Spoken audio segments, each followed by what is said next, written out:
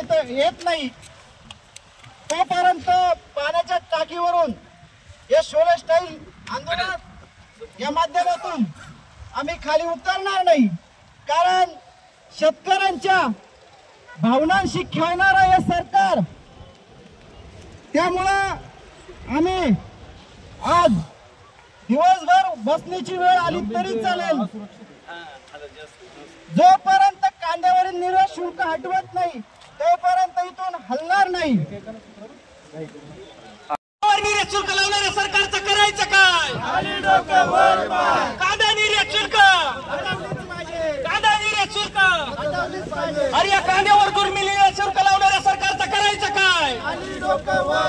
कांद्यावर दुर्मिळ निर्यात शुल्क लावणाऱ्या सरकारचं करायचं काय? कांदा निर्यात शुल्क, कांदा निर्यात शुल्क, या कांद्यावर निर्यात शुल्क लावणाऱ्या सरकारचं करायचं काय? एकच पक्ष शोले स्टाईल आंदोलन करणार आहे का? सर्व संघटना आलेल्या आहेत, त्या सर्व शेतकरी संघटना शोले स्टाईल आंदोलन करतायत।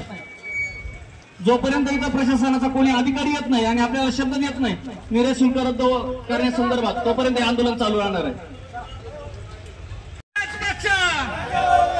कांद्यावर जुलमी निर्यात शुल्क लावणाऱ्या सरकारचं करायचं काय? अरे या केंद्र सरकारचं करायचं काय? अरे या केंद्र सरकारचं करायचं काय? कांद्यावर निर्यात शुल्क लावणाऱ्या सरकारचं करायचं काय?